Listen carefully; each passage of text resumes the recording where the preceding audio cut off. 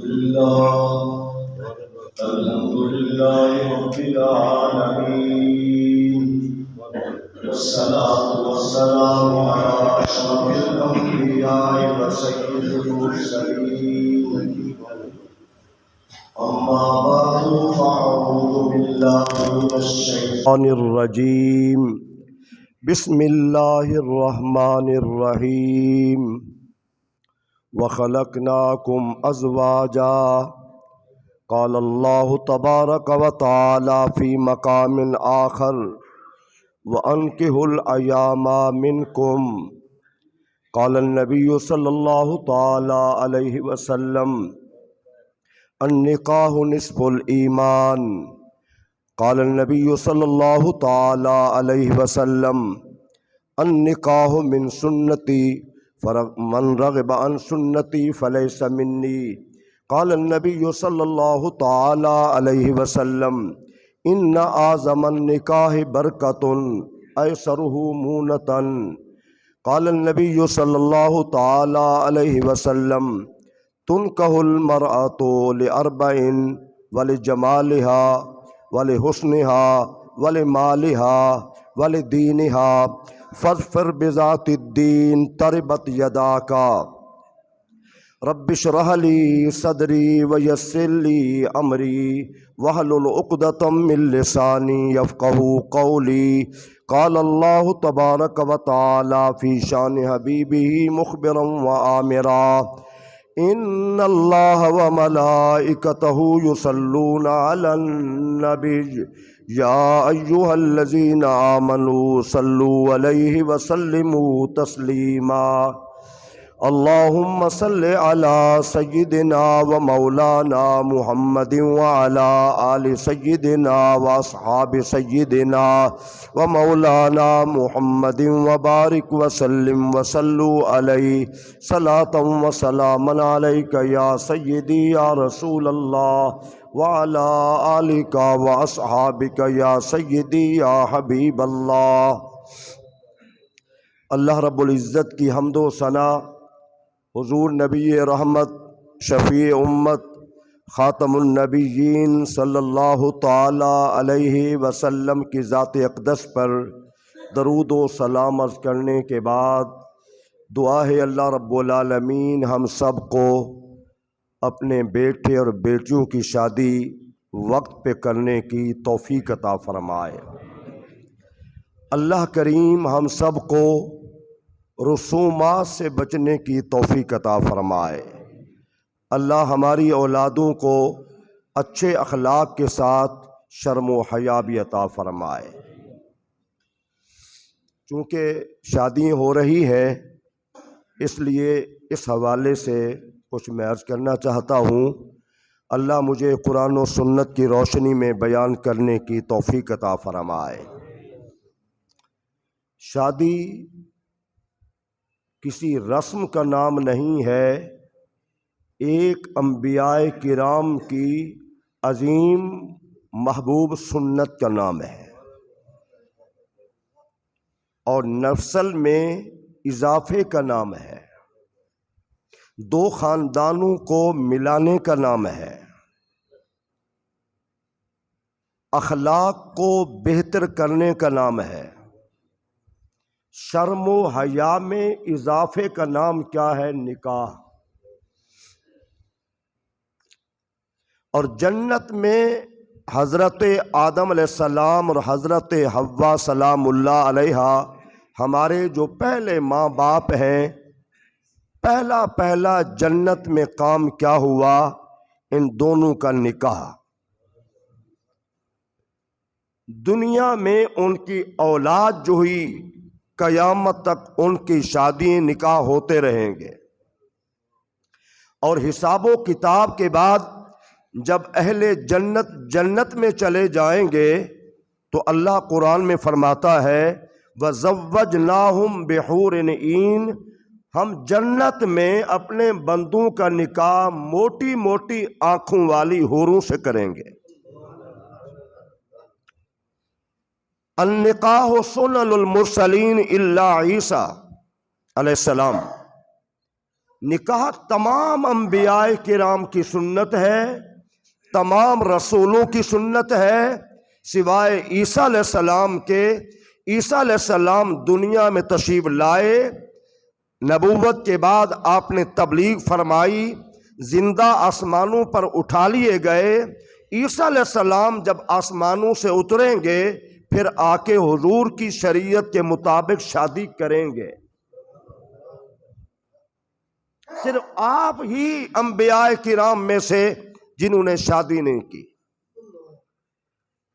دیکھیے قرآن مجید کی کئی آیات بینات میں اللہ کریم نے حکم دیا ہے، اور سورہ نور میں فرمایا کہ جو تمہارے اچھے مرد ہیں ان کی شادی کر دو، یا تمہارے پاس لونڈیے غلام ہیں ان کی شادی کر دو۔ ہر دور میں انسان سوچتا ہے شادی میں اخراجات ہیں، تو اللہ قرآن میں کیا فرماتا ہے؟ ان یکونوا فقراء، اگر وہ غریب ہے نا، یغنہم اللہ، نکاح کی برکت سے اللہ انہیں غنی کر دے گا۔ یہ نقطہ آج تک ہم نے سمجھا ہی نہیں ہے۔ ہماری نظریں صرف مال و دولت پہ، جہاں بیٹی کا رشتہ کر رہے ہیں اور جہاں بیٹے کا، پہلے نمبر پر مال دولت دیکھا جاتا ہے۔ حضرت ابی ہریرہ رضی اللہ تعالی عنہ سے حدیث مروی ہے، حضور نے ارشاد فرمایا تنکح المرأۃ لمالها ولحسبها ولجمالها ولدینها۔ حضور نے فرمایا میری امت کے لوگ 4 چیزوں کی وجہ سے شادی کریں گے، بیٹے کا رشتہ ہو، بیٹی کا ہو، پہلے نمبر پہ مال دیکھیں گے۔ پہلے 14 صدیاں پہلے ساری امت حضور کے سامنے،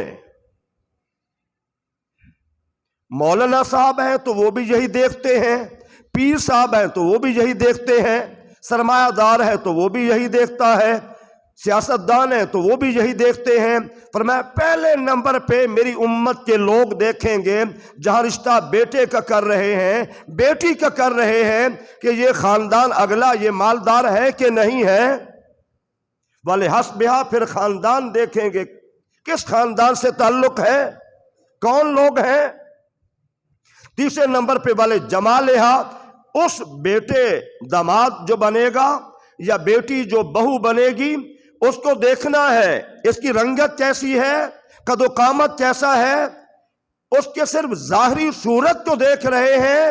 چوتھے نمبر پہ حضور نے فرمایا اگر کوئی جا کر آخر میں دیکھے گا وَلِدِينِهَا، دین آخر میں لے جائیں گے۔ دنیا پہلے، خاندان پہلے، حسن و جمال پہلے، اور کوئی جا کے دیکھے گا کہ یہ دیندار ہے کہ نہیں ہے، ان کا اخلاق اچھا ہے یا نہیں ہے، ان میں شرم و حیا ہے یا نہیں ہے، جس کو ہم بہو بنا رہے ہیں اس کا اخلاق کردار کیسا ہے، نہیں دولتی۔ میں آپ کو منبر رسول پہ بیٹھ کے عرض کر رہا ہوں، مال و دولت میں مسلمان اتنا اندھے ہو گئے، اتنا اندھے ہو گئے، خضر والے کا واقعہ سمندری سے آگے، بارات آ کے گھر میں بیٹھی، مسلمان کے گھر میں پتہ چلا کہ یہ تو عیسائی ہیں، کرسچن ہیں۔ دولت دیکھی،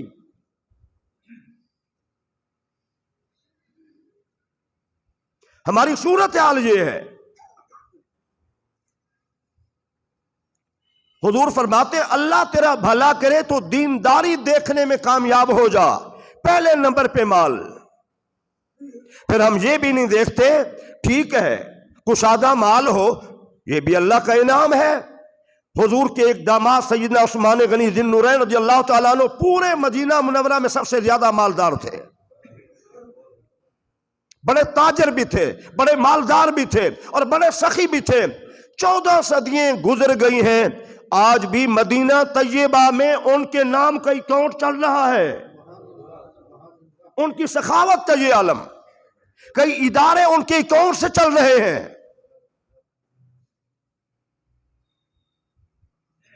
دیکھیے ذرا غور کیجئے، مال دیکھا کرو، ایسا نہیں کہ رشوت سے سب کچھ بنا لیا، ڈکیٹی سے بنا لیا، لوٹ مار سے بنا لیا، دھوکہ فرار سے مال بنا لیا، سود سے بنا لیا، جوے سے بنا لیا۔ مالدار کو تو ہے، لیکن ان کے مال کو دیکھو ذرا، ان کے بزنس کو دیکھو ذرا۔ دیکھیے حضور صلی اللہ علیہ وسلم کی زندگی طیبہ، مبارک زندگی، بے حد و حساب درود و سلام ہوں۔ حضور رحمت للعالمین اپنی شہزادی کا نکاح فرما رہے ہیں، جو جنتی خواتین کی سردار بنے گی۔ حضور فرماتے ہیں اگر میں چاہوں تو یہ پہاڑ میرے ساتھ سونے کے بن کے چلے، لیکن جہیز دیکھیے، دنیا کائنات کا مختصر جہیز۔ آج جہیز کی لعنت اس قدر عام ہو گئی ہے، کتنا رشتے بیٹھے ہیں، بچیاں بوڑھی ہو گئیں اسی وجہ سے، اور جو دولہے والے ہوتے ہیں ان کی نظریں، میں کیا کہوں، کیا الفاظ میں استعمال کروں۔ سوچئے ذرا، غور کیجئے، حضور رحمت اللہ علیہ وسلم نے اپنی اس بیٹی کا نکاح سیدنا علی المرتضیٰ رضی اللہ تعالی عنہ سے کیا۔ آپ کی صفات میں بڑے صاحب علم بھی تھے، صاحب تقوی بھی تھے، صحابہ کرام میں بہادر بھی تھے، فیصلہ کرنے کی جرت میں آپ بھی کمال درجے کی تھی، شرم و حیا بھی کمال درجے کا تھا، شب بیدار بھی تھے، لیکن ان کے پاس تو حق مہر ادا کرنے کی رقم بھی نہیں تھی۔ اور اس سے اگلی بات ذرا آپ غور سے سنیں، میں نے پڑھی کتاب میں، یہ میں نے بات پڑھی ہے اور میں اکثر بیان کرتا ہوں۔ سیدہ طیبہ میرے نبی رحمت کی لخت جگر ارشاد فرماتی ہیں ہمارے گھر میں ایک چادر تھی، غور سے سنو میرے جوانوں بزرگوں، ایک چادر تھی، رات کو وہی چادر نیچے بچھا کے ہم سویا کرتے تھے، اور دن کو اسی چادر پہ سیدنا علی المرتضیٰ اپنے اونٹ کے لیے چارہ ڈالتے اور چارہ اس چادر پہ کھاتا تھا۔ غور کریں ذرا،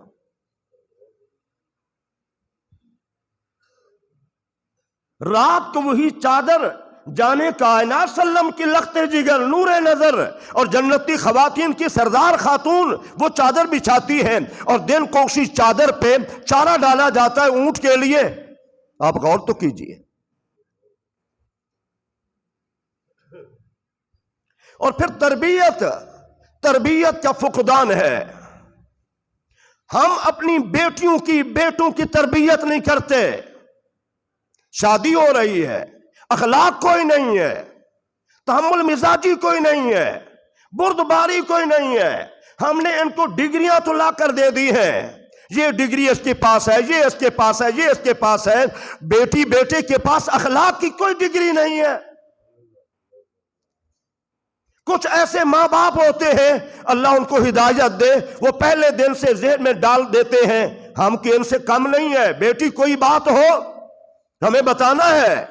وہ بڑے ظالم والدین ہوتے ہیں، بیٹی جب کسی اگلے گھر میں بھیج دی جاتی ہے تو پھر سرخ جوڑا پہنا کے ہم بھیجتے ہیں، اللہ کرے کہ وہاں سے وہ سفید جوڑا پہن کے باہر نکلے۔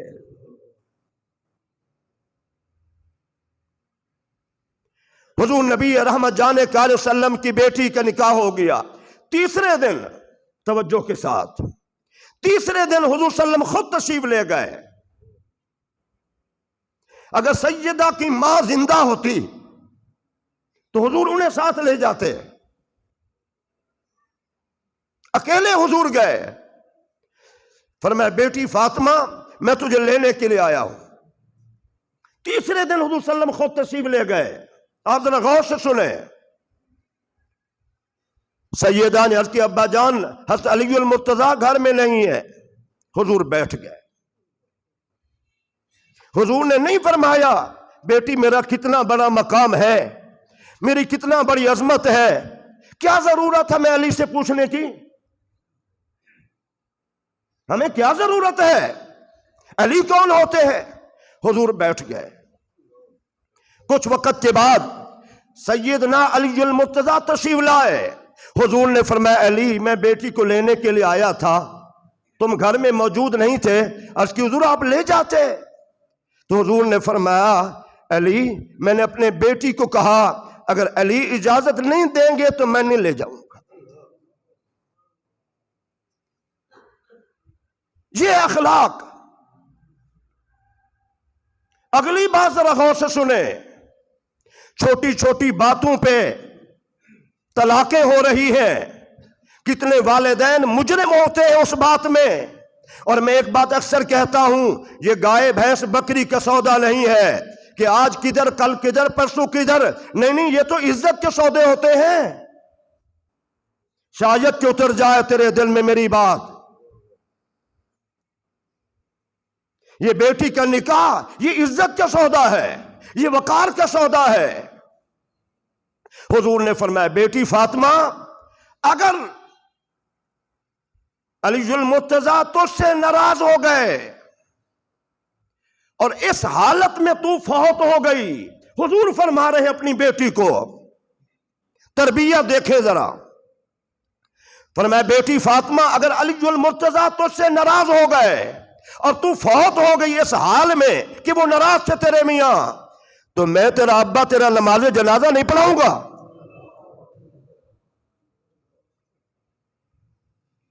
اللہ اکبر، یہ تربیت ہے کہ میں تیرا جنازہ نہیں پڑھاؤں گا۔ اور پھر حضور صلی اللہ علیہ وسلم نے ارشاد فرمایا ڈیوٹی لگا دی۔ آج کتنی خواتین ہیں، کئی لوگ فخریہ انداز میں کہتے ہیں جی بیوی بڑی سمجھدار ہے، سارا کچھ بازار کی شاپنگ وہی کرتی ہے، مجھے تو ٹائم نہیں ملتا۔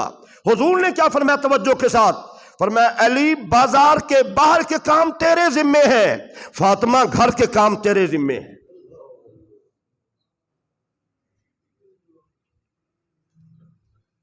آپ بھی غور سے سنیں، یہی وجہ تھی حضور رحمۃ اللہ علیہ تربیت کا اثر تھا کہ گھر میں جھاڑو بھی خود دیتی ہے، کھانا بھی خود بناتی ہے، گھر میں خادمہ بھی کوئی نہیں ہے، سارے معاملات گھر کے سنبھالے ہوئے تھے۔ حضور نے جو ڈیوٹی لگاتی تھی کتنا بڑی بات فرما دی، فرمایا علی باہر کے کام تمہارے ذمے ہیں اور فاطمہ گھر کے کام تمہارے ذمے ہیں۔ پھر دیکھیے ذرا حضور اکرم صلی اللہ علیہ وسلم نے کس نکاح کو مبارک فرمایا؟ حضور نے فرمایا ان اعظم النکاح برکۃ ایسرہ مونۃ، سب سے بڑا مبارک نکاح وہ ہے جس میں اخراجات کم ہوں۔ اس نکاح کو حضور نے مبارک قرار دیا۔ کتنے لوگ ایسے ہیں جو سود کی رقم لے کر بیٹے بیٹی کی شادی کرتے ہیں، نک رہ جاوے۔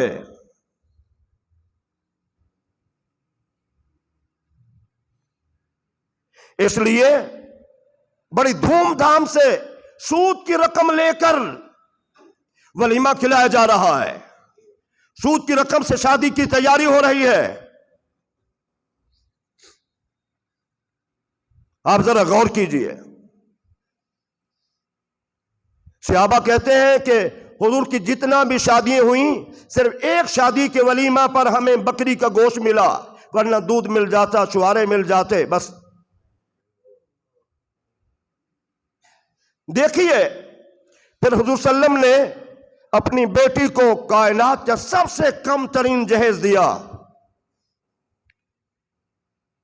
لوگ اپنی بیٹی کا جہیز لاتے ہیں، مالدار ہوتے ہیں، ان کی نوکرانیاں بھی ہوتی ہیں، ان کے نوکر بھی ہوتے ہیں، وہ بھی دیکھتے ہیں۔ یہ میں آپ کو کیا بتاؤں کہ ان کے دل پہ کیا گزرتا ہوگا۔ لاہور کا واقعہ ہے، ایک باپ نے اپنے گلے پھندا لے لیا اور اپنے پاؤں کے ساتھ اس نے ایک پرچی لکھ کے ساتھ باندھی تھی، تو اس پہ کیا لکھا تھا؟ مختصر: بیٹی میں تجھ سے شرمندہ ہوں، میرے پاس پیسے نہیں تھے کہ میں تجھے جہیز لے کر دیتا، تو اس لیے میں نے جھولا لے لیا، پھندا لے لیا میں نے، مجھے معاف کر۔ کتنا شادیاں ایسی ہوتی ہیں، ہر دوسرا بندہ کہتا ہے دولت کا اجاڑا ہے۔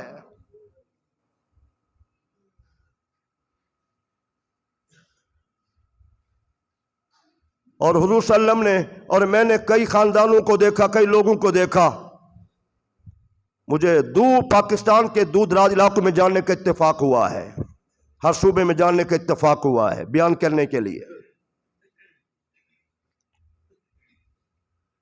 کتنے لوگ دیکھیں، حضور نے فرمایا اپنی نعمتوں کو عام نہ کرو، حاسدین سے بچو۔ دولت بڑی بڑی، بیٹی حسین، داماد بھی حسین، سب کچھ ہونے کے باوجود دوسرے دن تیسرے دن طلاق ہو رہی ہے۔ نظر بد کا بڑا اثر ہوتا ہے۔ اور 1400 سال پہلے حضور نے کیا فرمایا؟ فرمایا کہ اگر کوئی چیز تقدیر سے بھی سبقت لے جاتی، اتنا اثر طاقت، فرمایا وہ کیا ہے؟ نظر بد ہے۔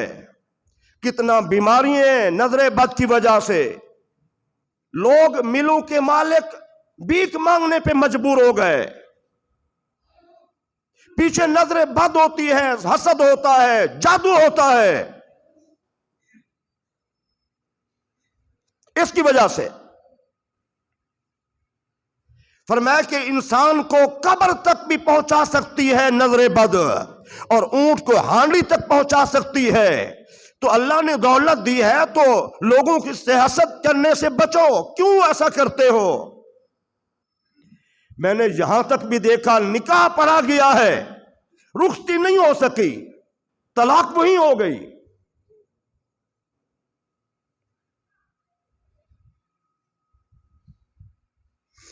ہمارا معاشرہ کہاں چلا گیا؟ کدھر چلا گیا؟ اور پھر ہمارے نکاح کے اندر برکت کیسے ہو؟ شرم و حیا تو ہے نہیں۔ ہم نے سمجھ رکھا ہے کہ شادی میں گانے بجانا بیہودہ، یہ فرض ہے۔ 80 سال کی بوڑھی ماں کا ڈانس کرنا فرض ہے۔ نوجوان بچیوں کو، بیٹیوں کو، بہووں کو، بیویوں کو بنا سوار کے بارات کا استقبال کرنا ہم نے سمجھا کہ فرض ہے۔ سیدنا علی المرتضیٰ سے حضور نے واضح فرمایا، فرمایا علی تیری جو اچانک نگاہ پڑ گئی کسی خاتون پہ، اچانک حضور فرما رہے ہیں وہ تو معاف ہے، جب تو دوبارہ دیکھے گا اس کی معافی نہیں ہے۔ میرے بھائیو، جس نبی کا ہم کلمہ پڑھتے ہیں اس نبی کی تعلیمات کے سارا خلاف کر رہے ہیں، مکمل خلاف کر رہے ہیں۔ 3 4 کیمرے والے ہیں۔ ہم نے بیٹی سے، مجھے وہ دور بھی یاد ہے کہ شادی کے بعد بھی 60 میری بھی عمر ہو رہی ہے، شادی کے بعد بھی ہفتہ 10 دن دلہن باقاعدہ نقاب میں رہتی تھی، گھر والوں سے بھی حیا کا یہ عالم تھا۔ آج ہم نے کیا کیا؟ ہم نے آج دلہن کے سر سے دوپٹہ بھی اتار دیا۔ بھائی میں پورے خاندان کو، عزیز و اقارب کو بتا رہا ہوں میں نے فلاں بندے سے بیٹی کا نکاح کر دیا ہے، اس کے ساتھ شادی، لیکن اس کو پوری بارات کھلے طریقے سے دیکھ رہی ہے۔ 4 کیمرے والے آئے ہوئے ہیں، کوئی کہتا ہے سر ایسا کرو، تھوڑا سا مسکرا کے سین کرو۔ سوچئے ذرا، میں آپ کو صرف آپ کے ضمیر پہ دستک دے رہا ہوں کہ ہماری شادی میں برکتیں کیوں نہیں ہیں۔ شادی میں نحوستیں، میں ایک جنات کے حوالے سے پڑھ رہا تھا، جنات کے حوالے سے کہ ان کی کاروائیاں، انہوں نے یہ بھی کہا کہ شادی میں شور شرابہ جب ہوتا ہے تو پھر ہم اس شادی سے کوشش کرتے ہیں کہ جلدی لڑا دیا جائے، جلدی طلاق ہو جائے، جلدی جھگڑے ڈال دیے جائے، جلدی فتنہ ڈال دیا جائے۔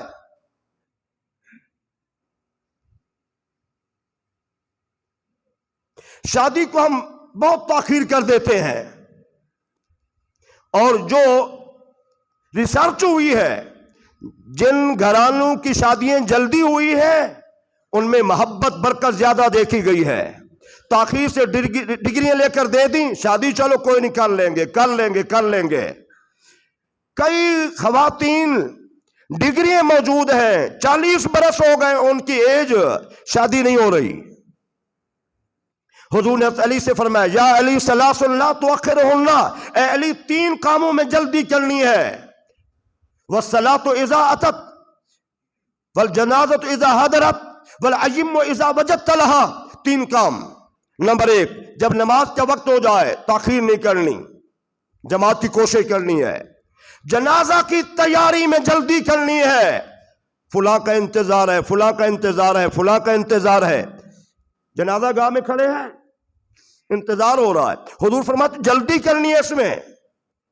تیسرا کام فرمایا، علی جب رشتہ مل جائے، بعض نے کہا مطلقاً، بعض نے کہا بیوہ یا متعلقہ کا رشتہ مل جائے پھر تاخیر نہیں کرنی۔ اور کچھ اللہ نہ کرے بیٹی متعلقہ ہو جائے، بیٹی بیوہ بن جائے، ہم توجہ نہیں کرتے، ہم اس پہ غور نہیں کرتے۔ سیدنا عمر بن خطاب رضی اللہ تعالیٰ عنہ کی بیٹی متعلقہ ہو گئی، بیوہ ہو گئی۔ حضرت عثمان غنی کے پاس گئے، بھائی عثمان آپ میری بیٹی سے شادی کر لیں۔ آپ نے کہا میں اس پہ غور کروں گا۔ باپ ہے اپنی بیٹی کے لیے، اتنا بڑی شخصیت ہے، کہا میں غور کروں گا۔ کئی دن گزر گئے، انکار کر دیا۔ کہتے ہیں میں ابو بکر صدیق کے پاس گیا، بھئی ابو بکر صدیق آپ میری بیٹی سے نکاح کر لیں، تو آپ خاموش ہو گئے۔ فرماتے ہیں کہ مجھے ان کی خاموشی کی حیرانگی زیادہ ہوئی، مجھے جواب ہی کوئی نہ دیا۔ کچھ دنوں کے بعد حضور رحمت اللہ علیہ وسلم نے نکاح فرما لیا۔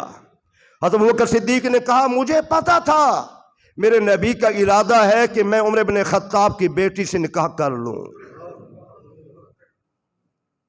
اس لیے میں نے خاموشی اختیار کی۔ تو میرے بھائیوں، اسلام میں یہ نہیں ہے کہ اگر ایسا معاملہ ہو جائے پھر ہماری سوچ بڑی گھٹیا ہے، منحوس عورت ہے، منحوس عورت ہے، طلاق ہو گئی، منحوس عورت ہے، بیوہ ہو گئی۔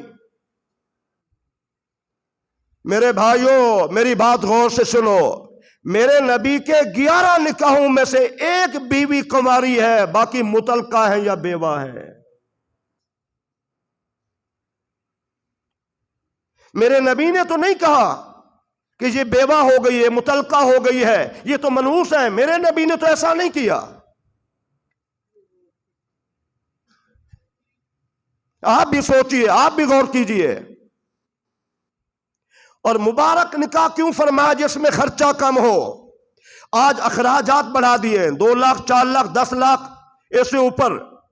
سیالکوٹ کی شادی ہوئی، موبائل پھینکے گئے، پتہ نہیں کیا کچھ، کتنے اربوں روپے شادی پہ خرچہ کیا انہوں نے۔ حضور فرماتے ہیں سب سے بڑی مبارک شادی وہ جس میں خرچہ کم ہو، یہ پوری امت کے لیے تھا۔ اس میں حکمت کیا ہے؟ شارحین حدیث نے لکھا ہے جب شادی میں خرچے کم ہوں گے نکاح جلدی ہوں گے، جب نکاح میں اخراجات بڑھ جائیں گے برائی بڑھ جائے گی۔ آج برائی کی شرح کیوں بڑھ گئی ہے؟ اس کی ایک وجہ یہ بھی ہے نکاح مہنگا ہو گیا ہے۔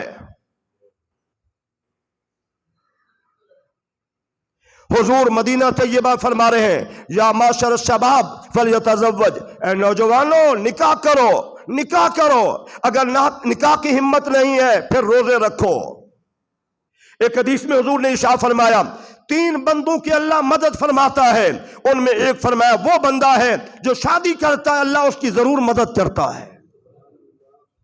اور قرآن میں بھی اللہ نے فرما دیا ان یکونوا فقراء یغنہم اللہ، اگر وہ فقیر ہیں، غریب لوگ ہیں، شادی کر رہے ہیں، اخراجات پورے نہیں ہوتے، شادی کر لیں، وہ میرے نبی کی سنت پہ چلے، وہ اللہ انہیں مالدار بنا دے گا۔ میں کتنے گھرانوں کو جانتا ہوں شادی سے پہلے غریب تھے، شادی کے بعد اللہ نے بڑا نوازا۔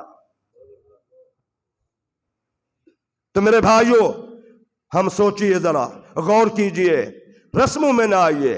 رسمیں ہم نے بہت، تمام رسومات ان میں کیا ہے؟ خیر نہیں ہے، شر ہے۔ ہم حضور کی سنت سے دور ہیں۔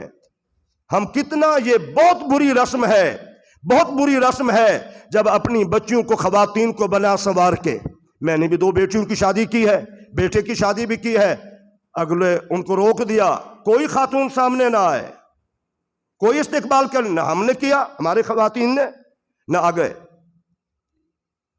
دیکھو حضور نے کتنا واضح فرمایا، ایک آدمی اگر دروازے سے جھانک کر دیکھے، صرف جھانک کر، دروازے میں تھوڑا سا سوراخ ہے، جھانک کر دیکھا، حضور نے فرمایا گھر والے روڑا مارے، اس کی آنکھ کا ڈیلا باہر آ جائے، گھر والوں پر کوئی قصاص نہیں ہے۔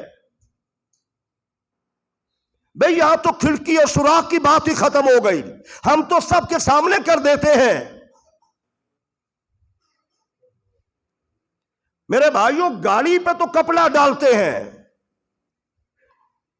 اپنے سامان پہ کپڑا ڈالتے ہیں،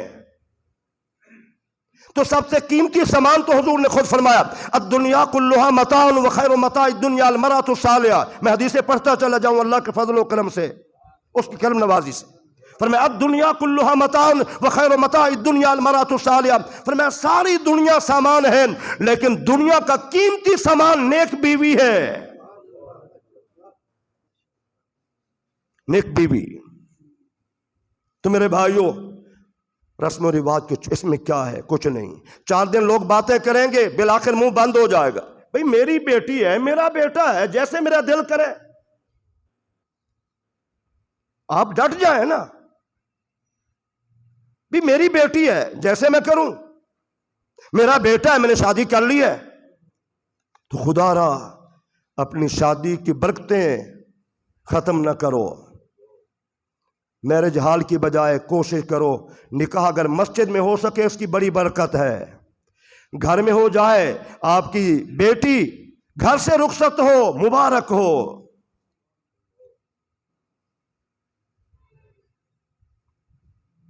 اپنی سوچ بدلو، رسموں کو چھوڑو، اس میں کچھ نہیں ہے۔ اللہ اس کے رسول کو ناراض نہ کرو، شادی کی برکتیں ختم نہ کرو۔ اللہ میرا آپ کا حامی ناصر ہو، آمین ثم